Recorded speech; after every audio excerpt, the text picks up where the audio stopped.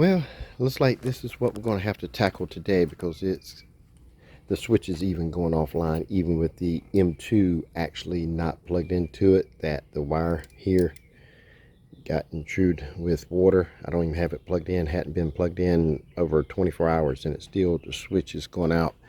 So I'm gonna have to go back to the house and get the big box and just redo all this and drop the tower, run 2 new wires up.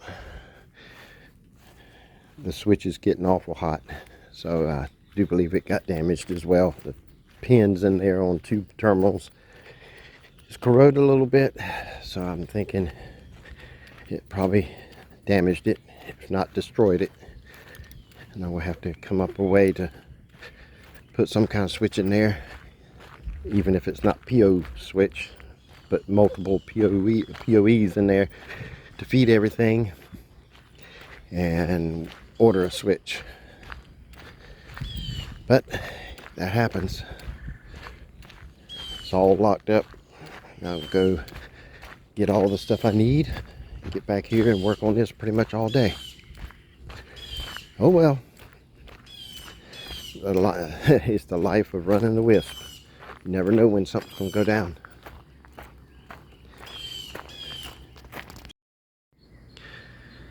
Alright, first thing I need to do is drop this bad boy down. And I'm thinking it should be as easy as disconnect the guy wire here on this side, and then take the clamps that I have here and take them off and be able to lay the pole down right here and run new wires, and then put it back up and start wiring things. Let's see if we can make that happen. Got the pole down, got the old wires off. Now I'm going to make some new wires and run them down. And when they get down here, I'm going to bring them over here past even the water shut off here, so I have enough in this box, and then pull them back and roll them up on the pole itself until I come back and change that box there to a bigger one. But right now I just want to get this done, because next week I'm going on vacation starting on Monday, and I ain't coming back probably Thursday or Friday before it really gets busy with the next holiday getting here. So let's get this wire on the pole for both of these APs and get them here. So as soon as I get the wires on, get them taped off, then I can put the pole back up. Then everything else is just standing here and wiring everything up. So let's get this done. All right, got new wires on it now. Just need to strap it to the pole and then get the pole back up. Got the tags on the wire itself to know which one's which. So I know when I connect them up, I know which one it is. So let's get some good old zip ties and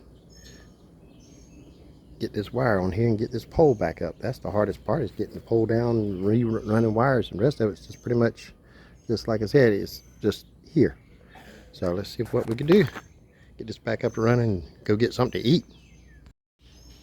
Got the guy wire back up. Tower's all up, and I'm gonna have to turn that just a little bit. So I got to loosen them clamps and turn it. It's pointing that way. It needs to be pointing that way just a little bit. So let's see if we can get that done. Now we got the 2 nano switches here mounted. Now it's time to terminate these 2 wires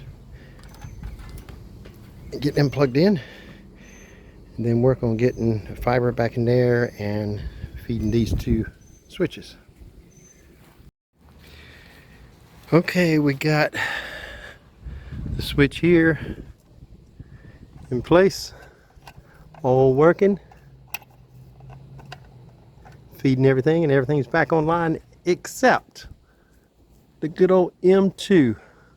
Now I'm gonna look under Wi-Fi and see if it's actually showing. It might have lost just its key, but now I got everything done. Instead of having that box down there, I put another box right here on the pedestal, and so I can lock it up. People won't mess with it anymore. Some people just got nerve to mess with things that is not theirs.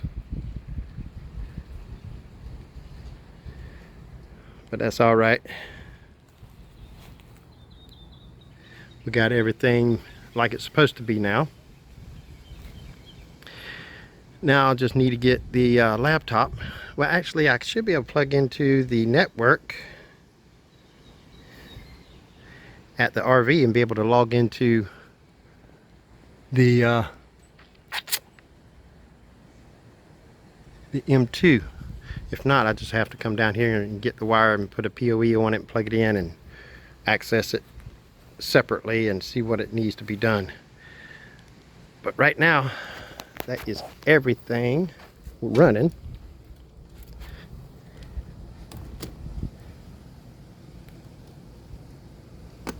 Lock everything up.